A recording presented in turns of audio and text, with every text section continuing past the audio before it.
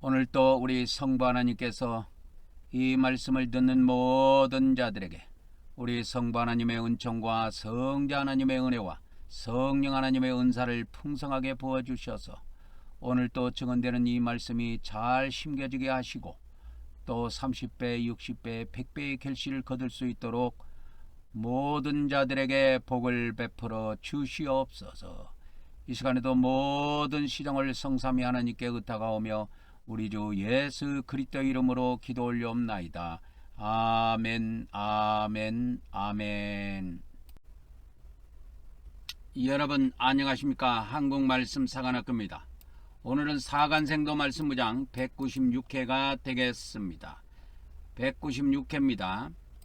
저는 하나님께서 이 마지막 때 말씀의 나트로 사용하시려고 창세전부터 예배해 놓은 자입니다. 저의 연락처는 카톡 아이디 리키777이 되겠습니다. 이 말씀은 여러분의 기도와 후원으로 제작이 되고 있습니다. 많은 기도와 후원 부탁드립니다. 선지자의 이름으로 선지자를 영접하는 자는 선지자의 상을 받을 것이요 의인의 이름으로 의인을 영접하는 자는 의인의 상을 받을 것이라고 말씀하셨습니다. 오늘도 개신교 기독교의 구원론 오리를 바로 잡으려면 27번째 시간입니다. 우리 개신교의 구원론에는 많은 허점을 가지고 있습니다. 그것은 종교개혁자들이 은혜복음만 취하고 공의복음을 버렸기 때문에 발생한 현상입니다. 그래서 이 종교개혁자들이 이 엉뚱한 짓을 해버린 겁니다. 자기들 편리하자고 이 종교개혁자들의 이 어마어마한 잘못이 있는데, 그것이 뭐냐면 은혜복음, 그러니까 은혜복음은 취하고 이 공의복음은 버렸습니다. 그것이 종교개혁자들의 어마어마한 실수입니다.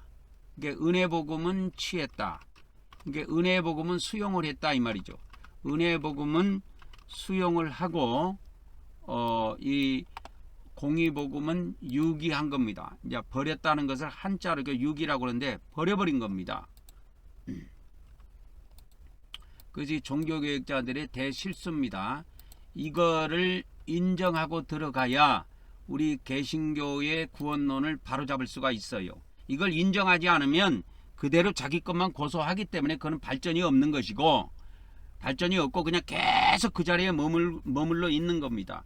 그러나 이거를 인정하는 순간에, 종교개혁자들의 잘못을 인정하는 순간에 우리는 이제 성경의 온전한 진리를 터득할 수 있는 기회를 갖게 되는 것입니다.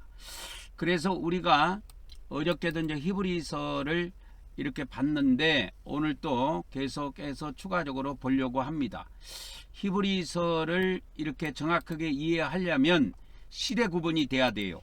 그래서 히브리서의 시대를 나타내는 용어가 13절이 나옵니다. 히브리서의 이 아이온이라고 하는 단어가 13절이 나와요. 아이온이라는 이 단어가 13절이 등장을 합니다. 그래서 어제 우리가 13절을 이렇게 봤는데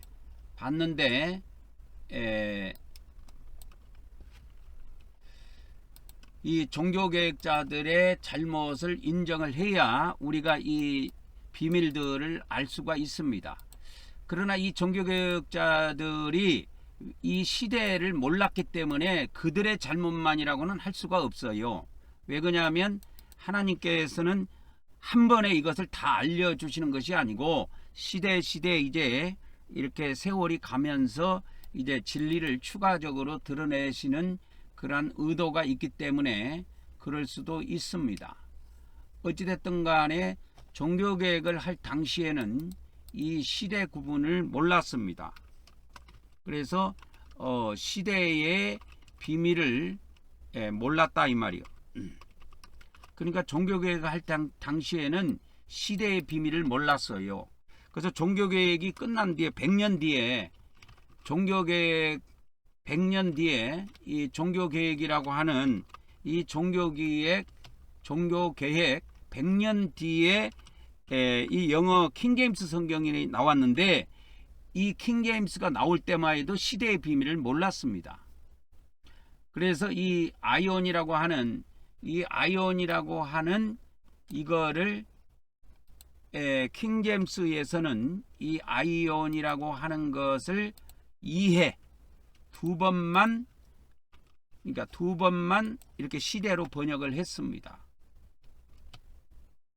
그리고 나머지는 다 뭐 세상으로 번역을 한다든지 이렇게 했습니다. 그래서 시대로 이렇게 번역한 곳은 2곳밖에 없습니다. 이 킹제임스 성경에요. 그러니까 뭐 이 킹제임스 영어 성경이 잘 번역됐다고 하지만 그렇지 않습니다. 절대 그렇지 않습니다. 그래서 어저께 우리가 히브리서에 기록된 13절의 아이온을 다 봤습니다. 13절의 아이온을 다 봤습니다. 그래서 우리 기독교 성경에는 뭐 세상으로 번역을 했다든지 영원으로 번역을 했다든지 이런 식으로 히브리서에 번역이 되어 있고, 이 아이온을 이와 같이 이렇게 시대로 번역한 것은 한 번도 없습니다. 그러니까 아이온이 원래 시대를 나타내는데 시대로 나타내는 경우가 거의 없어요. 그래서 어저께도 우리가 히브리서를 봤는데 히브리서에 13번의 아이온이 나온다고 그랬죠. 히브리서에 13번의 아이온이 나오는데 이걸 3개로 번역했어요. 3개. 세상으로 번역했다 그 말이요. 그리고 영원으로 이렇게 번역을 했고요. 여기도 영원, 그 다음에 6장 5절에도 내세 할 때 내세. 이 내세는 오는 시대를 이야기한다고 그랬죠. 그래서 이 내세가 신약 기독교 성경에 3번 나오는데 히브리서에 1번 나옵니다. 6장 20절에는 영원으로 번역이 되어 있습니다. 7장 17절에도 영원으로 번역이 되어 있고요. 7장 21절도 영원으로 번역이 되어 있고요. 7장 24절도 영원으로 번역이 되어 있습니다. 그 다음에 7장 28절도 영원으로 번역이 되어 있어요. 9장 26절에는 세상으로 번역이 되어 있습니다. 이게 아이온이기 때문에 세상 끝이 아니고 시대 끝이에요.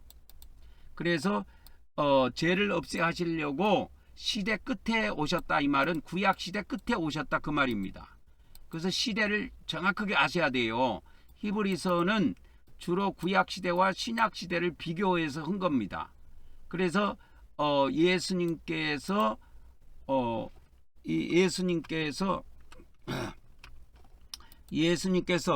이 시대 끝에 오셨다 이렇게 되어 있습니다. 시대 끝에 오셨다. 그것이 히브리서 9장 26절입니다. 세상 끝에 오신 게 아니에요. 세상 끝에 오셨으면 이미 세상이 끝났어야지요. 세상은 아직도 존재하고 있습니다. 히브리서 11장 3절에도 이 아이온을 3개로 번역을 했어요. 3개. 모든 3개로 번역을 했고, 히브리서 13장 8절에는 영원으로 번역을 했습니다. 그래서 이 히브리서를 보면은 3개로 번역했고 영원으로 번역했지요. 그 다음에 이제 세상 끝에 할 때 이 세상으로 번역했고, 그래서 히브리서에서는 이 3개의 용어로 번역했는데 시대로 번역한 것은 한 번도 없다 그 말이요. 왜 이런 일이 벌어졌냐면 우리 한글 성경이 번역이 됐을 때가 이 킹제임스 성경하고 중국어 성경을 기초로 해서 번역을 했습니다.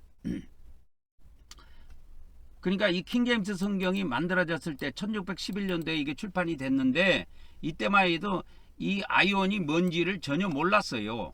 그래서 시대로 번역한 곳이 2군데밖에 없습니다. 2군데밖에 없어요. 그런데 이제 2020년도에 출판된 이 LSV 영어 성경, 그러니까 원어 성경에서 직접 번역한 여기에는 아이온인 헬라어 성경에 나오는 이 아이온 104절을 전체 다 시대로 번역을 했습니다. 그러니까 그들이 시대로 번역했다 할지라도 제가 지금 여러분들에게 전하고 있는 이 시대의 비밀을 알고 있는 건 아니에요. 그냥 단어만 이렇게 번역을 했다는 겁니다. 그래서 그 킹제임스 그 LSV 영어 성경을 보면은 이 헬라어를 직접 갖다가 영어로 바꿔놨는데 이 단수 아이오노스, 아이오니, 아이오나 이거는 전부 다 에이지 시대로 번역을 했고요. 그 다음에 이 아이오는 아이오신, 아이오나스 이거는 시대들 해갖고 복수형은 전부 다 시대들로 번역을 했습니다. 시대들로 번역을 했습니다. 그래서 이거를 몇 회에 번역했는가를 잘 한번 보겠습니다. 그래서 이걸 시대로 번역한 거, 에이지로 번역한 것이 61절로 되어 있고 복수로 번역한 것이 43절로 되어 있습니다. 43절로 되어 있습니다. 그래서 이 LSV 영어 성경 전체 보면은 이거를 다 찾아보면 104회가 나옵니다. 104회. 104절이 나오죠. 절수로는 아이온이 104절이 나옵니다. 61 더하기 43 하면 104절이 나옵니다. 그래서 어저께 히브리서에서 우리가 아이온이 들어가 있는 13절을 다 봤습니다. 그 13절을 어제 제가 이렇게 도표로 정리를 해드렸지요. 여러분이 가장 기억에 남는 것은 히브리서 13장 8절에 예수 그리스도는 어제나 오늘이라 영원토록 동일하시다. 아마 그 말씀이 가장 기억에 많이 남을 것이라고 생각이 됩니다. 어제는 구약시대를 이야기하고 있고 오늘은 신약시대를 이야기하고 있고 영원토록이라고 하는 것은 그 헬라어 원문에 보면 그 시대들 동안 그런 의미입니다. 그 시대들 동안. 그래서 이 시대가 복수로 되어 있는데 천년시대와 영원시대 두 시대를 합해서 그렇게 기록을 해놨다 하는 것을 우리가 알 수가 있습니다. 히브리서 13장 8절이에요. 그래서 히브리서 13장 8절에 가보면 에이스 투스 아이오나스 이렇게 돼 있어요. 에이스 투스 아이오나스. 그래서 그 투스는 그라는 뜻입니다. 아이오나스는 시대들, 그 시대들 동안. 이 에이스는 여기서 투라기보다는 포로 해석하는 게 더 좋습니다. 그래서 그 시대 동안, 그 시대들 동안 이런 뜻입니다. 여기서 그 시대라고 하는 것은 두 시대를 의미하는데 천년시대와 영원시대를 이야기합니다. 그리고 히브리서 13장 21절에 보면 영광이 하나님께 영원 무궁토록 있기를 원하옵나이다 이 말씀이 있는데 여기서 영원 무궁토록 이것이 어떻게 되어 있냐면 이제 헬라어에 가보면 에이스 투스 아이오나스 톤 아이오넌 이렇게 되어 있어요. 그래서 그 시대들의 시대들 동안 또는 까지 이렇게 번역을 할 수가 있습니다. 그 시대들의 그 시대들 동안. 그렇게 해서 이 시대의 개념을 반드시 집어넣어 줘야 합니다. 근데 왜 이렇게 시대가 그러면 이 성경 기독교 2000년 동안 오는 사이에 왜 이 시대의 비밀을 몰랐을까 하는 거죠. 자, 여기다가 제가 이제 하나를 이제 추가해서 넣어보도록 하겠습니다. 여기다 3번 해가지고. 그러면 이렇게 기독교 2000년 동안 왜 그러면 아이온이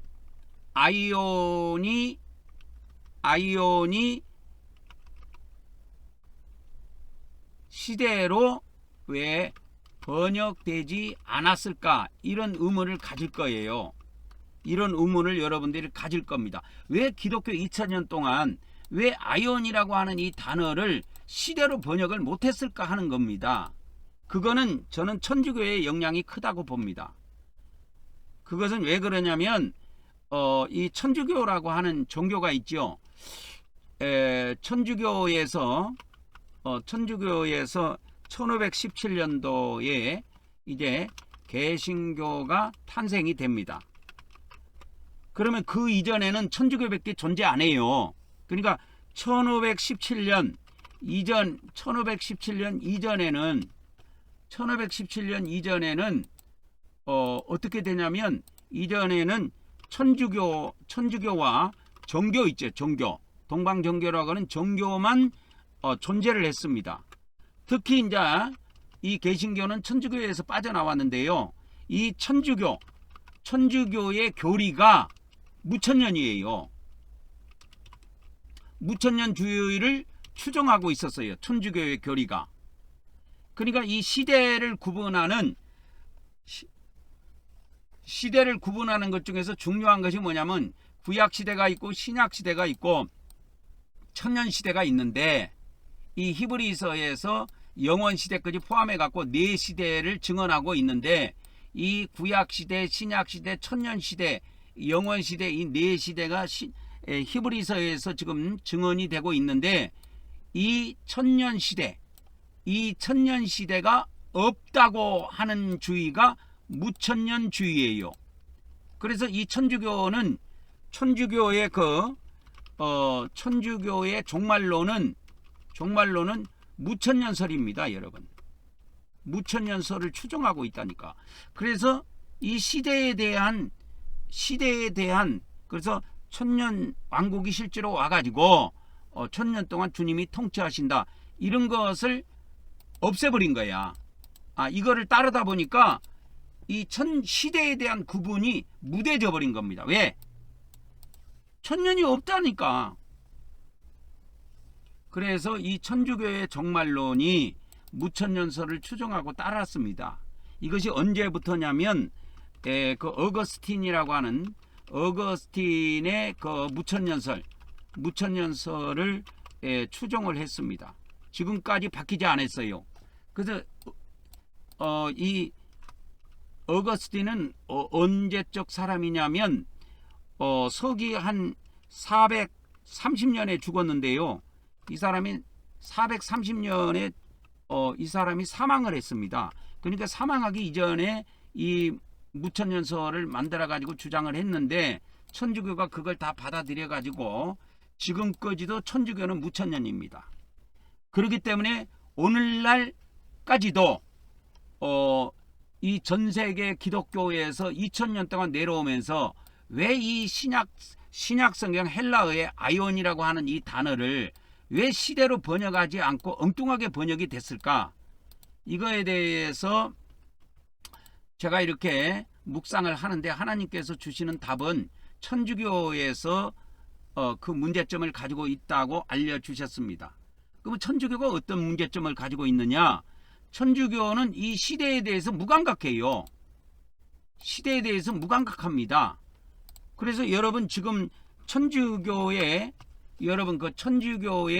그 시대 개념은 어떻게 되어 있냐면 천주교의 교리는 어떻게 되어 있냐면 교리가 이렇습니다.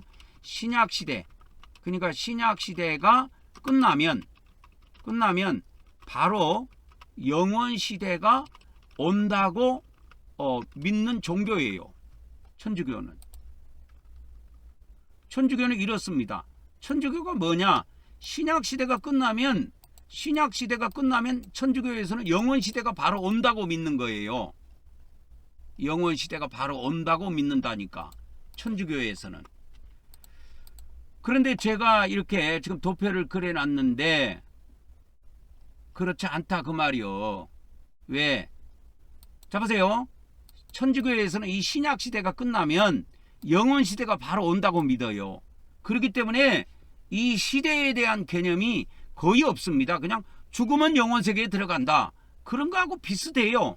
그래서 신약시대가 끝나면 영원시대가 온다. 이렇게 천주교가 거의 2000년 동안 이것을 갖고 온 겁니다. 그래서 이 시대에 대한 개념이나 시대에 대한 중요성을 성경 번역한 사람들이라든지 그런 사람들이 갖고 있지 못해요. 갖고 있지 못합니다. 그래서 우리는 그러한 비밀을 잘 아셔야 합니다. 그래서 이 천주교에서는 이 신약 시대 다음, 이 교회 시대 다음에 이 영원 시대가 온다고 믿어요. 그러니까 이 왕국 시대라고 하는 천년 시대가 이 신약 성경에 보면 오는 시대라 그래가지고 이 오는 시대로 나와 있어요. 이 오는 시대를 이와 같이 우리 기독교 성경에서는 내세로 번역을 한 겁니다. 내세로 번역을 한 거예요. 그래서 이 신약 성경에 보면은 내세가 3번 나와요. 마가복음 10장 30절에 나오고 누가복음 18장 30절에 나오고 그 다음에 이 사도행전 이런 거는 다 해당이 안 되고 뭐 내세우다 뭐 그런 용어인데 이런 거는 해당이 안 되고 히브리서 6장 5절에 한 번 나와요. 이 카톨릭 성경에도 이게 내세로 돼 있죠. 그러니까 왜 이게 카톨릭 성경이 내세로 돼 있겠어요? 이 카톨릭 성경이 예? 그 카톨릭 성경에서는 내세가 1번, 2번, 3번. 이 사도행전 이건 필요 없으니까 내세우다 이건 필요 없으니까 다 지워버리고 이것도 필요 없고 이것도 필요 없고 이것도 필요 없고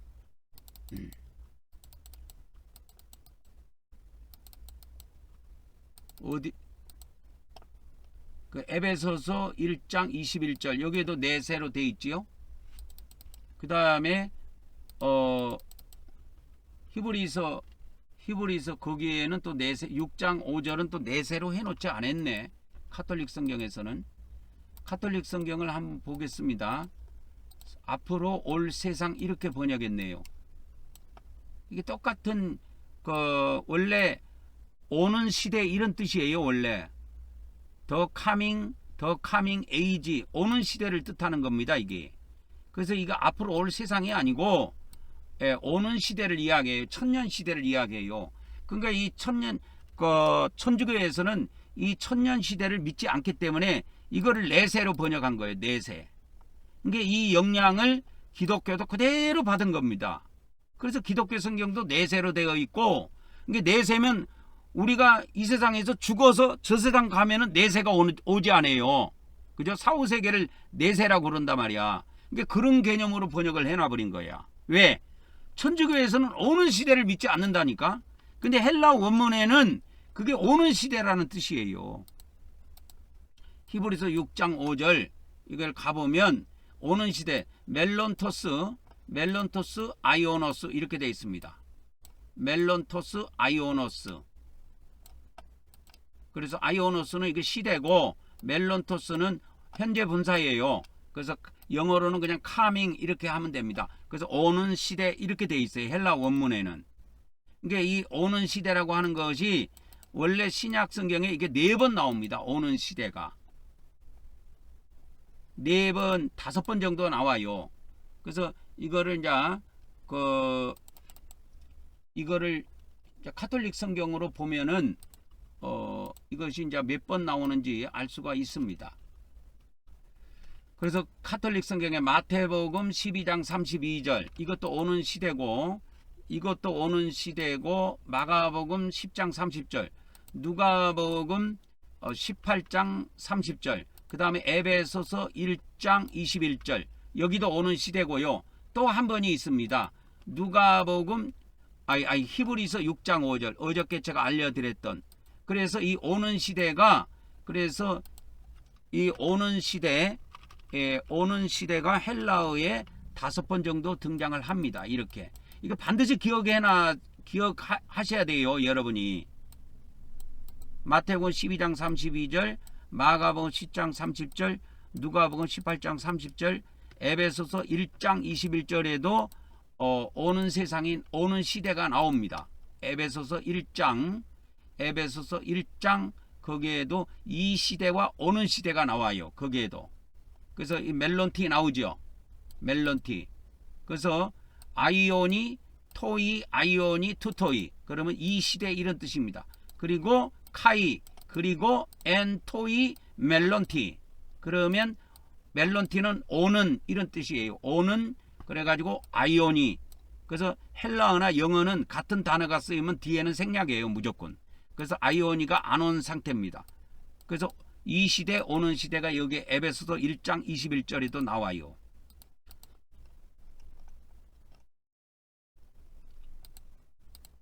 그래서 요거를 여러분들이 잘 기억을 하셔야 됩니다.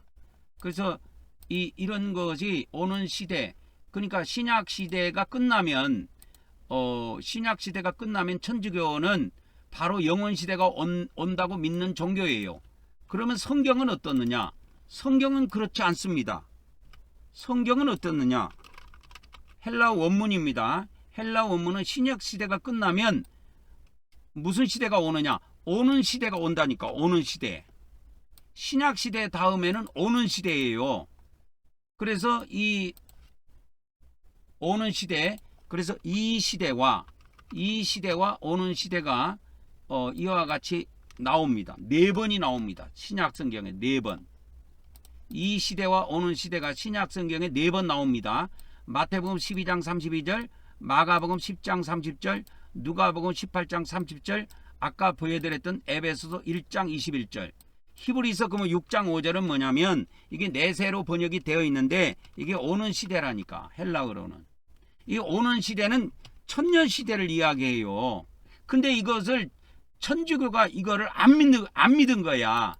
어거스틴 때문에 어거스틴의 그 무천년설을 따르니라고 이거를 2000년 동안에 버려버렸어요. 그래서 시대에 대해서 신경을 쓰지를 않았어, 이 천주교가. 그래서 천주교에서 빠져나왔던 루터라든지 이런 칼빈이라든 이런 종교개혁자들이 이 시대에 대한 개념이 거의 없었습니다. 몰라요. 지금도 기독교 목사들도 이 시대에 대한 비밀을 모르기 때문에 그냥 막 설교하지, 이 시대의 비밀을 알고 설교하는 사람은 나는 거의 없다고 봅니다. 지금 현재 개신교 안에서도요.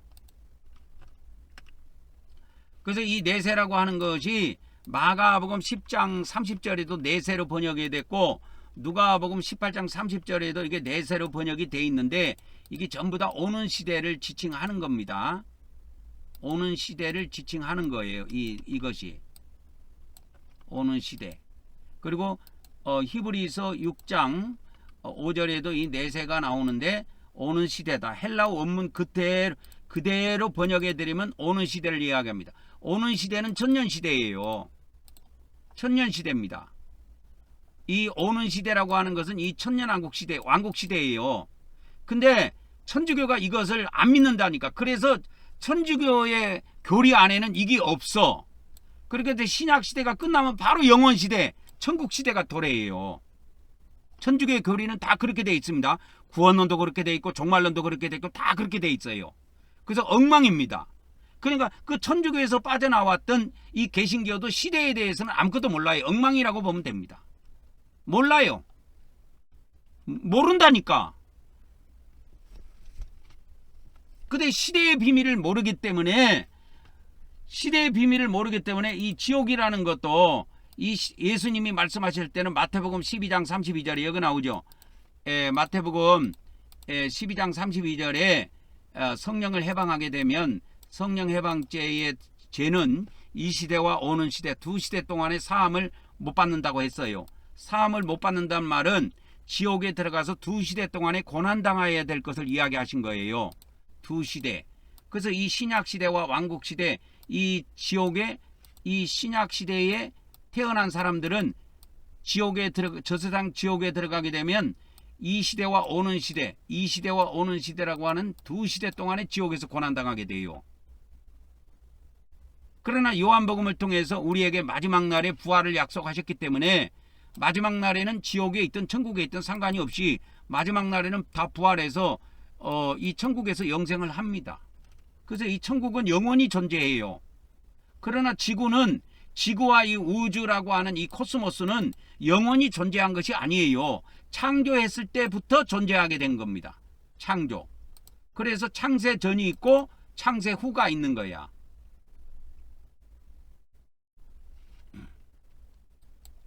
요거를 조금 줄여보겠습니다. 184로. 그런 게 들어오죠. 그래서 우리가 이 코스모스라고 하는 우주는 창세를 했을 때 하나님께서 우주를 창조했을 때부터 존재한다 그 말이요. 이 지옥이라고 하는 게엔나도요. 이 코스모스 안에 존재해요. 천국 안에 존재한 것이 아니고 천국 밖에 있습니다. 바깥 어두운 곳에. 그래서 마태복음에서는 이 바깥 어두운 곳을 세 번 언급하고 있습니다. 마태복음에서. 그래서 이 지옥이라는 존재도 마지막 날에는 다 소멸돼요. 천지가 소멸될 때, 그러니까 코스모스라고 하는 이 천지가 소멸될 때 이 지옥도 이 코스모스 안에 있기 때문에 다 소멸돼서 사라집니다. 그러니까 영원히 존재하는 것은 천국이에요. 근데 이 천주교에서 2000년 동안 내려오면서 어거스틴의 영향을 받아가지고 천년왕국 시대가 따로 있는 것이 아니고 이 신약 시대가 천년왕국 시대다 이렇게 본 거예요. 그래서 이 시대와 오는 시대를 구분하지 않고 이 시대 오는 시대 이런 거를 구분하지 않고 이런 것을 비밀을 모르니까 이거를 이 세상 오는 세상 이렇게 번역한 거예요. 내세로 번역해 버린 거예요. 그래서 내세로 번역을 한 겁니다. 근데 그거는 대실수예요. 그래서 이 공감 신약 성경에서 예수님이 말씀하신 이 시대와 오는 시대는 신약 시대와 왕국 시대를 이야기합니다. 그리고 요한복음에서 말씀하신 것은 영원 시대를 이야기해요. 영원 시대를 이야기한다 이 말입니다. 그래서 이 시대의 비밀을 여러분 정확하게 아셔야 됩니다. 그래서 제가 이 성경 전체, 구약 성경과 신약 성경 전체를 가지고 이 성경에 나타난 시대를 분리해 놓은 거예요. 이게 아무렇거나 자르면 안 됩니다. 이 시대 구분을 할 때. 이게 세대주의에서 만들어 놓은 것이 아니에요. 성경에 나와 있는 그대로를 옮겨 놓은 거예요. 헬라 원문에 나와 있는 그거를 그대로 옮겨 놓은 겁니다. 제가 이 시대 구분을. 근데 천주교에서는 이 신약시대, 이 시대가 끝나면 오는 시대가 오는데 이거를 부인하고 영원시대가 온다고 본 거예요.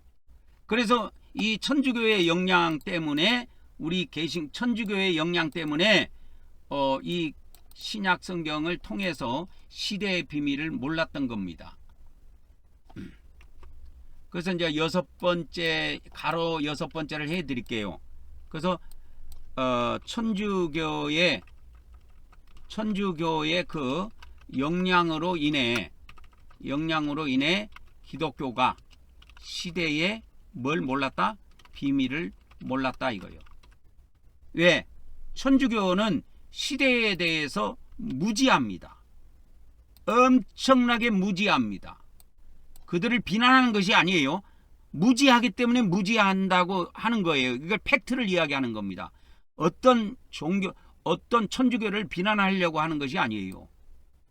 그들은 그래서 신약 시대가 천년 시대고 천년 시대가 신약 시대라고 이야기합니다. 이 교리 때문에 기독교가 2000년 동안 내려오면서 시대에 대한 비밀을 몰랐던 거예요. 그게 무천년주의자들의 영향입니다. 어거스틴의 영향하에 있습니다. 천주교는 지금도.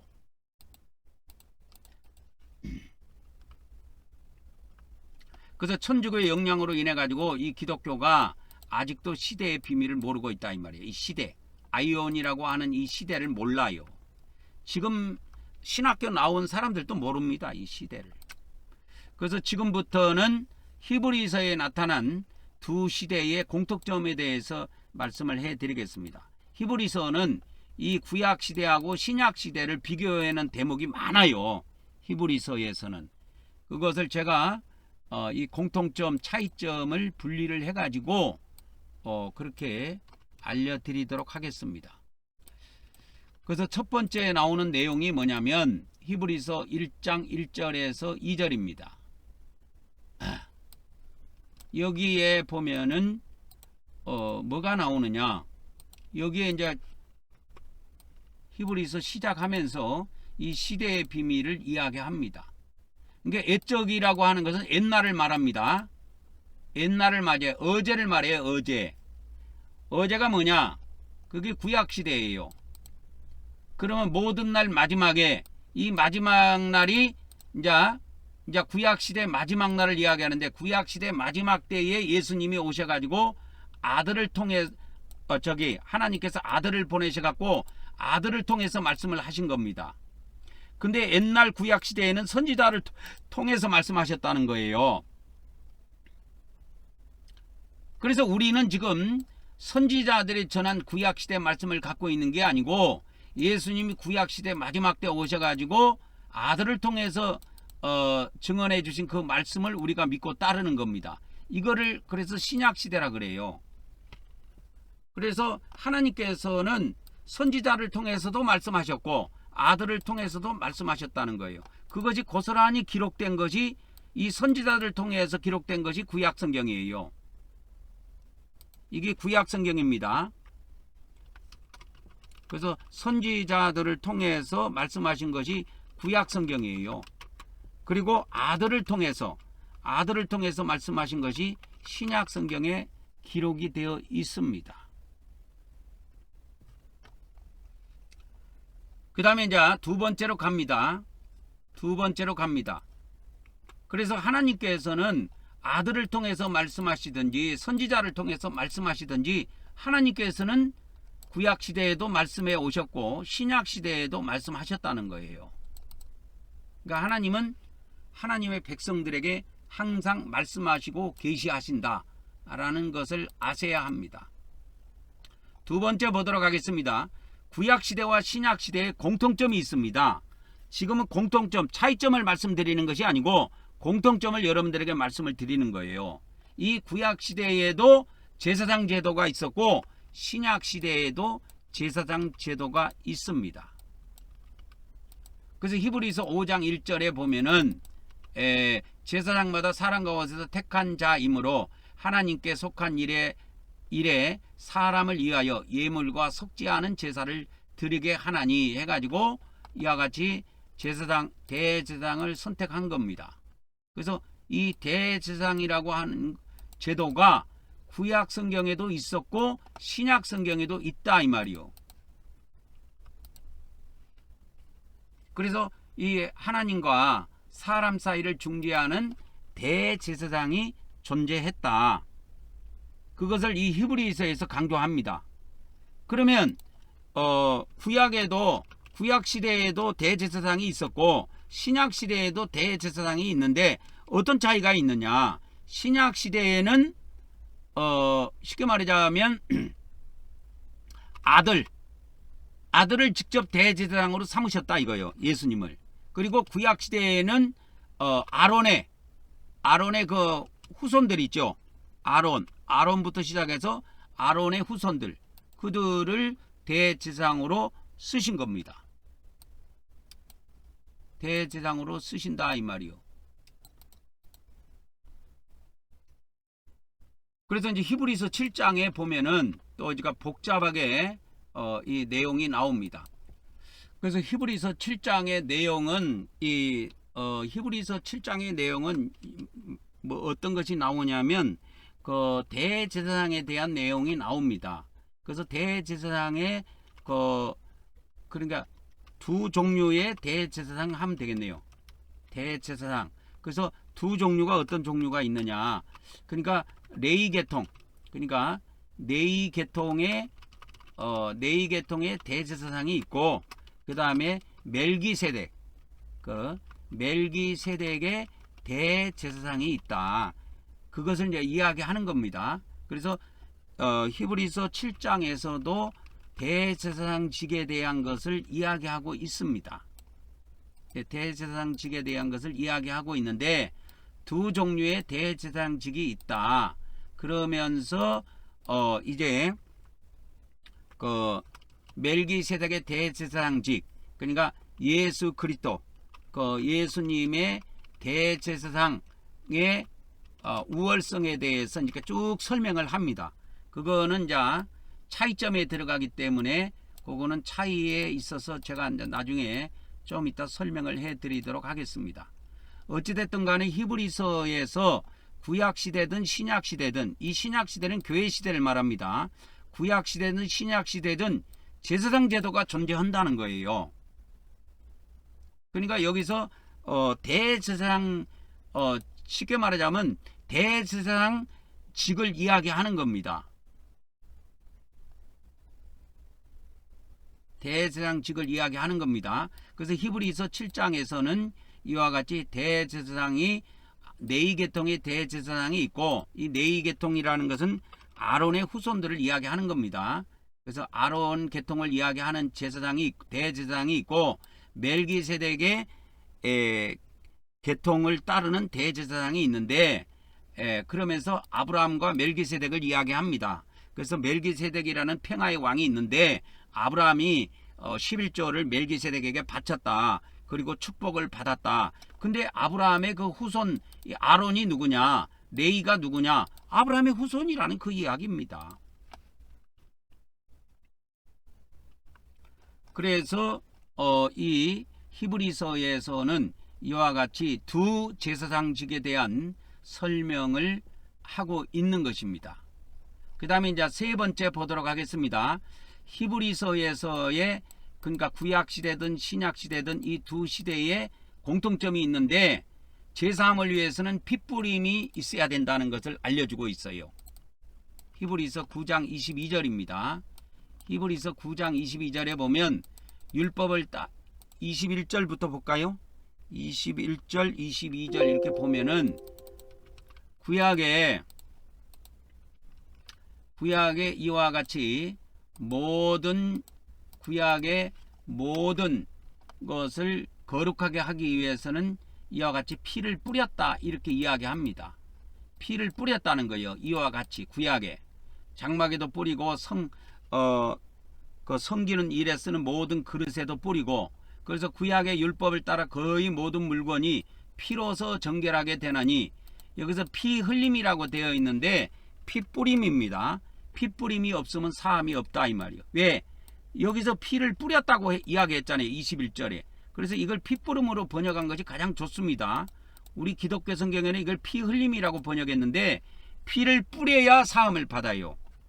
그래서 그 레위기에 보면은 구약의 그 레위기에 보면, 레위기에는 이와 같이 피를 제단에 뿌립니다. 제단에 뿌려서 죄사함을 받아요. 그렇게 되어 있습니다. 그래서 여러분 이 구약에 그 뭡니까? 이 히브리서를 보면은 피를 이렇게 뿌리는 내용이 쭉 나옵니다. 엄청 나와요. 구약에 피를 뿌리는 것이 출애굽부터 나옵니다. 이렇게 쭉 나오는데, 레위기에 가면은 이 레위기가 이제 제사서, 예배서라고 하는데, 거기에 보면 이렇게 제사장들이 그 피를 가져다가 제단 사방에 이렇게 뿌리게 되어 있어요. 흘리는 것이 목적이 아닙니다. 우리 기독교 성경은 이것을 정확하게 비밀을 모르니까 피 흘림이 없으면 사함이 없다고 하는데, 피 뿌림이 없으면 사함이 없습니다. 그래서 우리 한국 경배교회는 매 주일마다 예배할 때 예수님 피를 뿌려요. 실제로 어떻게 뿌린지 아십니까? 주일날 영상 올려놓은 거 보세요. 거기에 나옵니다. 피 뿌리는 것이. 일반 교회에서는 상상도 못하지요. 왜? 그들은 이 복음의 비밀을 정확하게 못 깨닫고 있기 때문에 그런 거예요. 시대의 비밀을 정확하게 알면 당연히 피를 뿌리게 돼 있어요. 구약에도 피를, 레위기에 보면 전부 다 피를 뿌렸다니까. 아까 내가 보여줬잖아. 이렇게 레위기에 보면 전부 다 피를 제단 사방에 뿌리게 돼 있어요. 피를 이렇게 뿌려요. 누가? 제사장들이. 전부 다 피 뿌리는 내용입니다. 레위기에 한번 보세요. 쭉 내가 이걸 내려 보여줄게요. 레위기에 보면은 전부 다 피 뿌리는 내용이에요. 그리고 이제 레위기가 끝나고 나면 피 뿌리는 것이 어디에 한번 나오느냐? 민수기에 한번 나오고, 열왕기하에 이렇게 짐승의 피를 제단에 뿌리고 이렇게 나옵니다. 열왕기하 하면은 이제 왕들이 들어서 가지고 가나안 땅에 들어가 가지고 왕들이 들어선 시대를 열왕기하가 기록하고 있어요. 그 시대에도 이렇게 짐승의 피를 뿌렸다니까. 그래서 역대하에도 이렇게 나오고 이렇게 쭉 나옵니다. 에스겔서에도 이렇게 피 뿌리는 게 나오고, 그리고 피 뿌리는 게 이제 신약에 나와. 히브리서에. 그래서 피를 뿌렸다 이렇게 나온다니까. 히브리서 9장 21절에. 지금 내가 9장 21절하고 22절 이야기해 주잖아요. 그러니까 피 뿌리는 내용이 구약의 레위기서에 이어서 이렇게 히브리서에 나오는 거예요. 그래서 구약에 피를 뿌려가지고 이렇게 다 뿌렸다. 뿌려가지고 정결함을 입었다 이거요. 그러니까 신약에도 피 뿌림이 없으면 사함이 없다 그 말이요. 근데 기독교는 이 비밀을 모르기 때문에 피를 안 뿌립니다. 근데 저는 뿌리죠. 제가 예배를 인도할 때는 항상 피를 뿌립니다. 그래서 구약 시대든 신약 시대든 공통점이 뭐냐? 제물의 피를 뿌림으로 죄를 속죄받게 돼 있어요. 제사함을 받게 돼 있다고. 이게 구약이든 신약이든 공통점이에요. 공통점이라니까. 근데 기독교가 피를 안 뿌려. 피를 안 뿌리는데 이 예수님의 수제자라고 하는 베드로가 뭐라고 이야기했느냐? 이 예수님 믿는 사람들, 이 기독교인들을 뭐라고 이야기했느냐? 이렇게 이야기했어요. 베드로 사도가. 한번 보세요. 이게 피를 안 뿌리는 교회에서는 이런 성경이 있는지도 몰라요. 우리를 뭐라고 표현하고 있느냐면 예수 그리스도의 피뿌림을 얻기 위해서 택함 받은 자들이라고 이야기하고 있습니다. 베드로 사도가. 예수님 믿는 사람이 누구냐? 예수 그리스도의 피뿌림을 얻기 위해 택함 받은 자들이라고 이야기해요. 그것이 이 베드로가 믿는 자들에게, 너희라고 하는 이 믿는 자들에게 은혜와 평강이 있기를 원하노라, 이 이야기 하기 전에 이들에게 편지한다고 이야기한 겁니다. 여기서 너희라고 하는 것은 바로 예수님을 믿는 사람들을 이야기합니다. 예수님 믿는 사람이 뭐 하는 사람이냐? 예수 그리스도의 피뿌림을 얻기 위해서 택함 받은 자들이에요. 근데 기독교는 죽으라고 피를 안 뿌려. 왜 그런지 아세요? 기독교 복음이 잘못돼서 그래. 은혜 복음만 취하고 공의 복음을 버렸기 때문에 그런다니까. 그래서 빨리 회개하고 돌아서야 돼요. 뻗해봐야 여러분 이익 받을 거 하나도 없습니다. 손해만 받습니다. 그래서 우리는 예수 그리스도의 피뿌림을 얻기 위해서 택함 받은 자들이다 라는 것을 아셔야 합니다. 여러분, 피가 어디 있는 줄 아십니까? 피가 히브리서 12장 22절 24절에 보면 피가 하늘에 있어요. 이 땅에 예수님이 피 흘리신 피는 이미 말라서 다 소멸돼서 없어져 버렸지만 아벨의 피보다 더 나은 뿌리는 피가 있어요. 어디에? 천국에.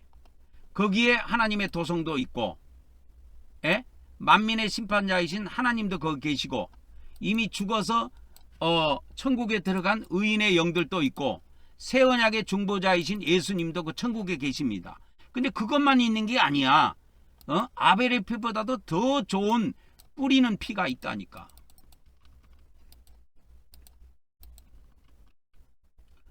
그래서 뿌리는 피가 있다. 이 뿌린 피가 아니고 이게 뿌림의 피 이렇게 돼 있어요. 헬라어에 가보면 뿌림의 피 이렇게 돼 있습니다. 자, 그 다음에 그러면 구약시대와 신약시대의 공통점 네 번째에 들어가도록 하겠습니다. 그 네 번째에 들어가 보면 이와 같이 하나님께서 믿는 하나님의 백성들이 하나님 앞에 이렇게 예배하라고 예배의 형태를 주신 거예요. 예배 체계를. 우리는 예배를 우리 마음대로 하는 게 아니에요. 이 예배라고 하는 것은 구약에는 제사라는 용어로 씁니다. 그래서 이 신약 성경 히브리서에서도 이 예배라는 용어보다는 제사라는 용어를 많이 써요. 그래서 그 히브리서 7장 21절에 보면 이렇게 예배 직분이라고 안 하고 제사 직분이라고 되어 있어요. 레위 계통의 제사 직분.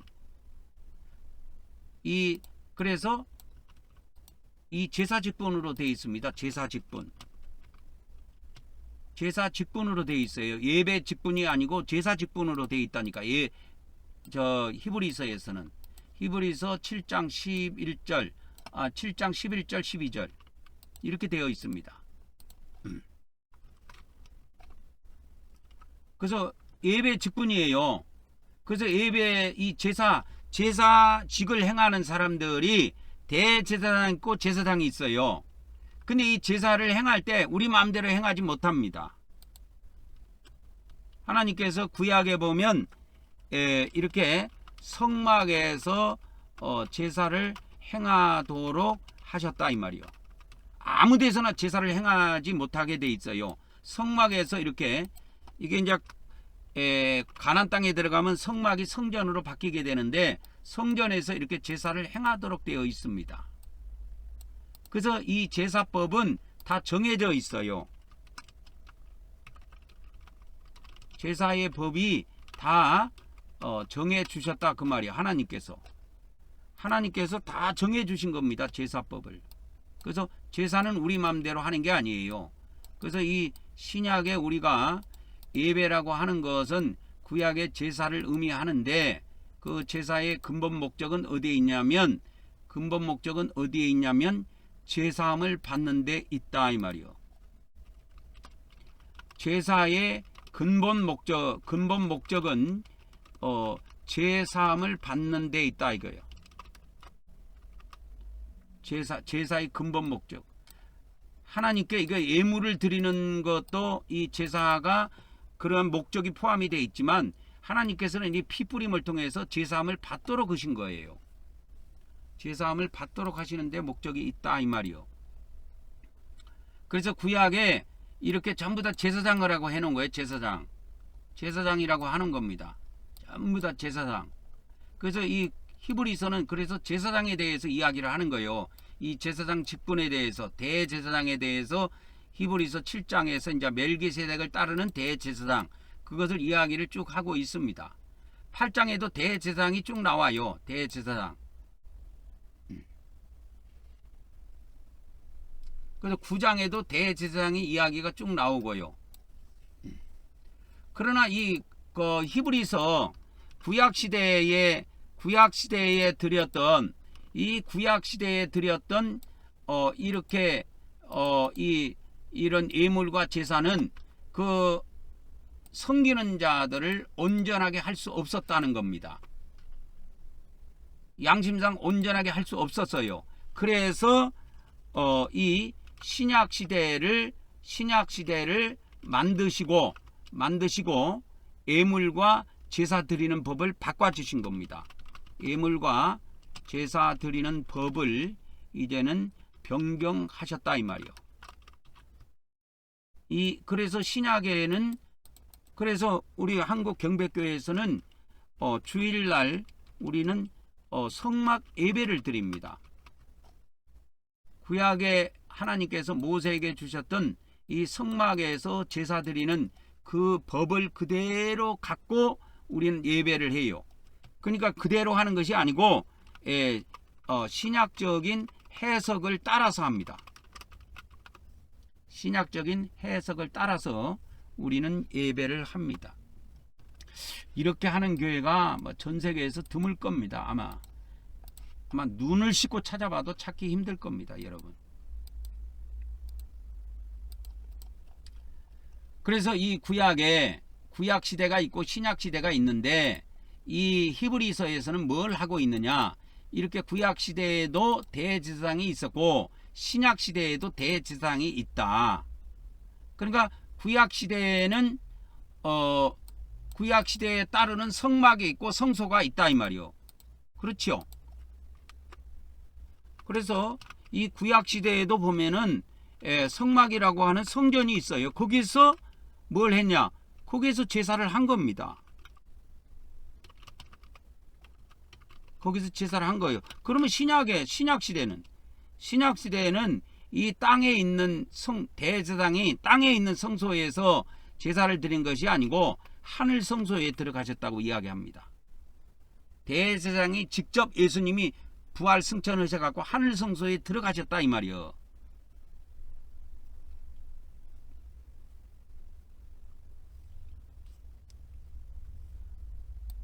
그래서 그거를 그러니까 어찌됐든 간에 구약과 신약 시대는 차이는 있지만 공통적인 것은 뭐냐면 하나님이 주신 언약을 따라서 예배, 제사라고 하는 그 체계를 가지고 있다 하는 겁니다. 그래서 그거에 대한 관련된 것이 히브리서 9장 1절에서 10절에 이와 같이 자세히 나옵니다.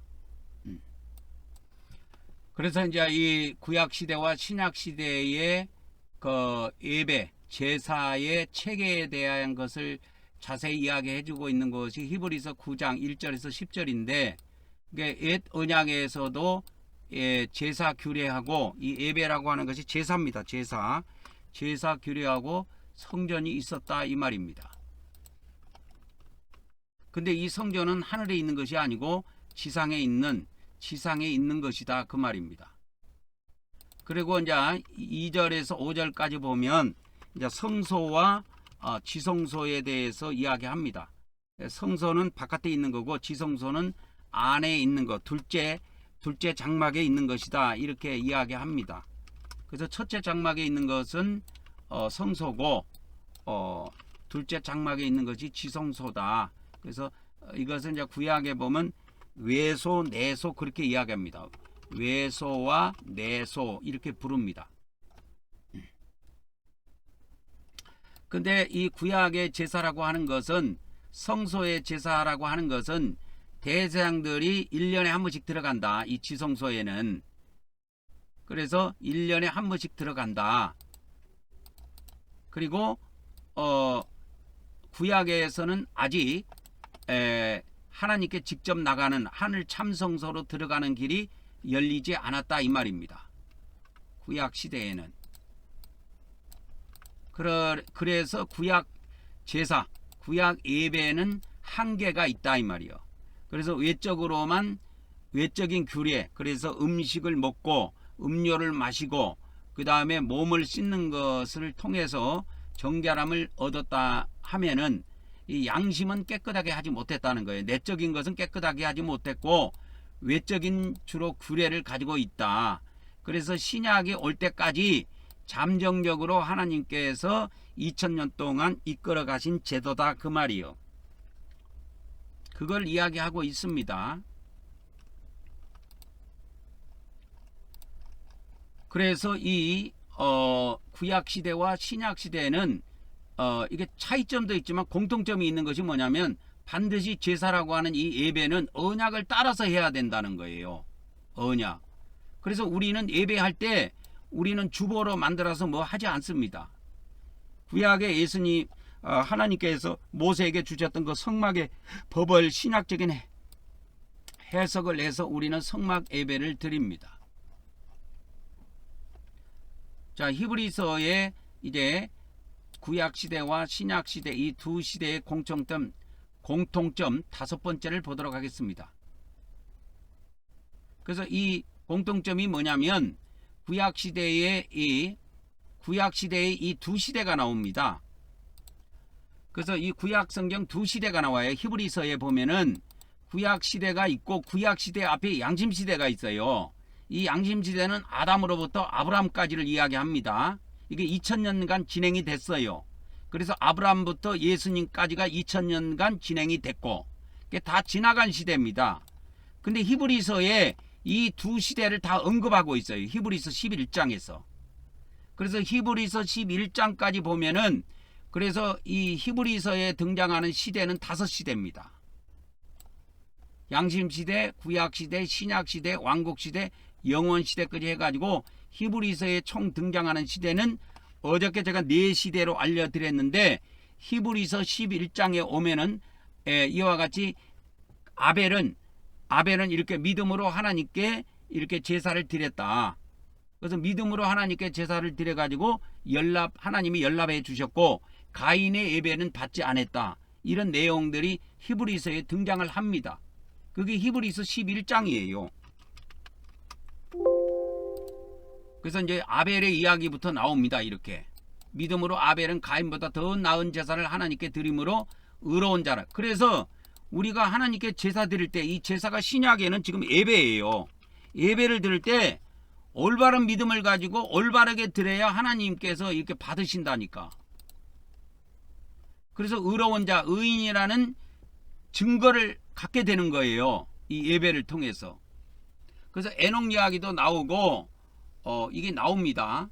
그래서 아브라함 이야기가 나오고, 이 아브라함에서부터는 이제 시대가 바뀌어요. 아브라함부터는 구약 시대에 들어갑니다, 여러분. 이렇게 쭉 올라가 보면 이 아브라함부터는 구약 시대에 들어가요. 아담부터는 이게 양심 시대에 들어가고, 그래서 이 양심 시대가 2000년 동안 진행이 되고 끝났어요. 그래서 아브라함을 다시 불러가지고 유대인 시대를 이끌어 가십니다. 그래서 아브라함부터 나오는 것은 히브리서에서 아브라함부터 나오는 것은 구약 시대에 들어가고, 가인 아벨부터 나오는 것은 양심 시대에 들어갑니다. 그래서 아브라함이 나오고 이렇게 쭉 아브라함 이야기가 나옵니다. 아브라함 이야기가 나오고, 그 다음에 이삭 이야기가 나오고, 요셉 이야기가 나오고, 모세 이야기가 나와요. 다 믿음으로 살았다는 겁니다. 그래서 모세는 유월절과 피 뿌리는 예식을 믿음으로 정했다는 거예요. 근데 구약에는 모세가 정한 걸로 돼 있지 않고 하나님께서 모세에게 그렇게 알려주셨어요. 그래서 이 기독교에서는 피 뿌리는 것을 안 하지만 우리 한국 경배교에서는 피를 뿌립니다. 실제로 매 주일마다 우리는 피를 뿌립니다. 이거 믿음으로 뿌리는 거예요. 믿음으로. 그래서 믿음으로 모세는 유월절과 피 뿌리는 예식을 정했다는 거예요. 그래서 저도 이 성령님의 가르침을 통해서 믿음으로 이것을 제가 받아들여서 저의 믿음은 피 뿌리는 예배를 드려야 되겠다, 피 뿌리는 예식을 행해야 되겠다. 그래서 우리는 그렇게 합니다. 다른 교회에서는 죽으라고 안 하지요. 그래서 이제 히브리서 11장에 이렇게 믿음의 사람들이 나옵니다. 그죠? 믿음의 사람들이 나오는데, 요거를 이제 정리해 보자면 양심 시대 사람들도 있어요. 그래서 아벨과 가인이 나오고요, 에녹이 나오고요, 이렇게 쭉 나옵니다. 그 다음에 이제 구약 시대로 나옵니다. 구약 시대에는 이제 아브라함, 그죠? 아브라함, 그 다음에 이삭, 요셉, 그 다음에 모세, 이런 인물들이 나옵니다. 그래서 모세는 믿음으로 피를 뿌리는 예식을 정했다 이 말이에요. 모세가. 그러니까 하나님께서 알려주시고 성령님께서 알려주셔도 100번 알려주셔도 필요가 없어요. 그것을 자기가 믿음으로 받아서 행한 사람이라야 이 복을 받는 것이지, 뭐 100번 하나님의 음성 듣는다고 여러분 행할 것 같은 줄 아십니까? 천만의 말씀.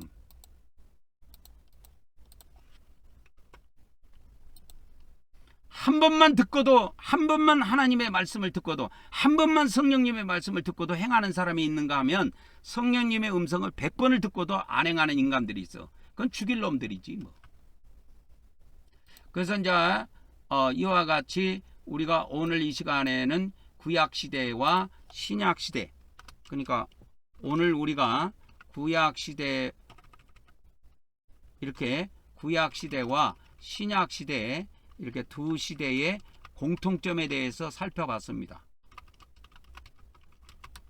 이제 다음 시간에는 우리가 오늘은 공통점을 봤으니까 다음 시간에는 이제 차이점을 세밀하게 좀 보도록 하겠습니다. 이게 히브리서는 이렇게 시대를 알지 못하면, 시대를 구분하지 못하면 히브리서는 풀 수가 없어요. 그래서 구약 시대는 이렇게 동물의 피를 뿌렸는데 신약 시대에는 예수님의 피를 뿌려야 된다, 그런 내용이야. 근데 신약 시대에 지금 교회 시대인데, 신약 시대가 교회 시대인데 여러분 교회에서 피 뿌리는 거 봤습니까? 안 한다니까. 왜? 복음을 정확하게 이해를 못하기 때문에 안 하는 거예요. 예배라는 것은 우리가 주보 만들어서 하는 것이 아니에요. 하나님께서 그것을 정하셨다니까, 이 규례를.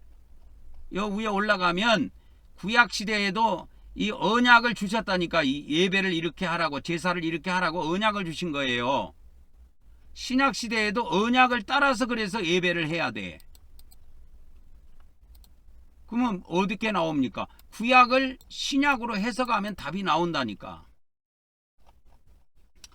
그래서 오늘 또 시간이 벌써 이리저리 많이 갔네요. 그래서 오늘은 구약 시대와 신약 시대의 두 시대의 공통점을 살펴보았습니다. 다음 시간에 뵙도록 하겠습니다.